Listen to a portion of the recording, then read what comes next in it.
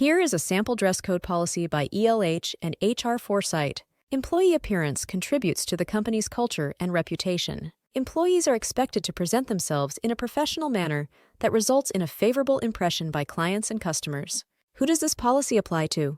The company dress code policy applies to, and explain which positions this applies to. Procedures. The company department managers may exercise reasonable discretion to determine appropriateness in employee dress and appearance. Employees who do not meet a professional standard may be sent home to change, and non-exempt employees will not be paid for that time. Reasonable accommodations will be made where required. Business professional attire. Traditional business attire is expected of all employees. Basic elements for appropriate and professional business attire include clothing that is in neat and clean condition. Appropriate workplace dress does not include clothing that is too tight or revealing. Clothing with rips, tears or frays, or any extreme style or fashion in dress, footwear, accessories, fragrances or hair.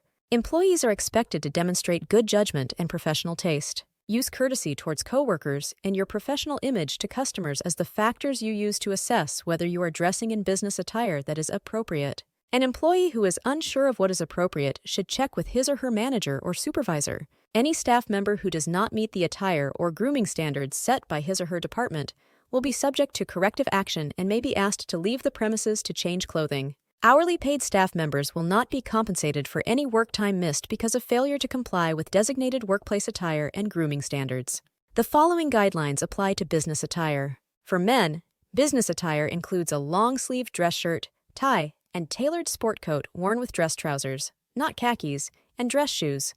For women, business attire includes tailored pantsuits, business-like dresses, coordinated dressy separates worn with or without a blazer, and conservative closed-toe shoes.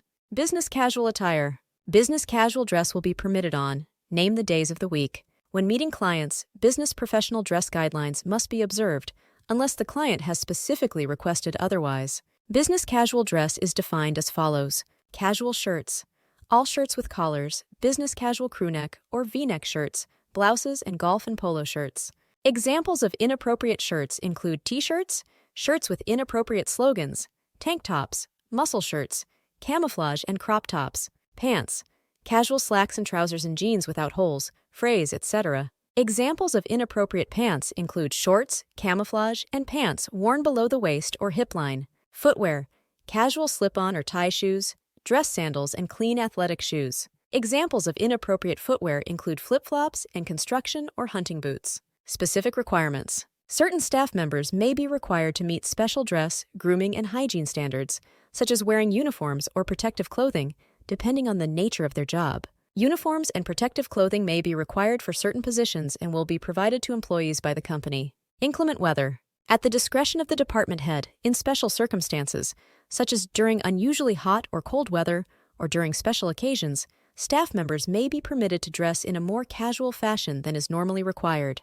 On these occasions, staff members are still expected to present a neat appearance and are not permitted to wear ripped, frayed, or disheveled clothing or athletic wear. Likewise, tight, revealing, or otherwise workplace inappropriate dress is not permitted. The company has a traditional business attire dress code. However, during the summer months, starting the week in which Memorial Day is observed and ending the week in which Labor Day is observed, the company has established a summer dress code that employees may observe on days when they have no in-person client contact. The following list is a guideline of appropriate and inappropriate attire under the summer dress policy. These are examples only. Managers or supervisors may determine if an employee is dressed inappropriately for the workplace within the summer dress policy. Appropriate summer dress. T-shirts, no graphics. Polo shirts. Khakis, denim jeans, capri pants, company logo wear, dresses or skirts, knee length, dressy sandals, casual shoes including clean athletic shoes, inappropriate summer dress, shorts, logo clothing, sport teams, cartoon characters, etc., other than company logo, flip-flops, sleeveless tops, halter tops or tank tops, sweatpants, leggings, tight, revealing or otherwise inappropriate clothing, athletic wear, clothing that is ripped, frayed, stained, or messy. All employees are expected to comply with this dress code in a manner consistent with their gender identity and expression. Employees who report to work inappropriately attired will be asked to leave work to change clothes and will be required to use personal time or vacation time to do so. Any questions regarding appropriate summer dress should be directed to Human Resources. Reasonable accommodation of religious beliefs. The company recognizes the importance of individually held religious beliefs to persons within its workforce. The company will reasonably accommodate a staff member's religious beliefs in terms of workplace attire unless the accommodation creates an undue hardship. Accommodation of religious beliefs in terms of attire may be difficult in light of safety issues for staff members. Those requesting a workplace attire accommodation based on religious beliefs should be referred to the Human Resources Department. Addressing workplace attire and hygiene problems.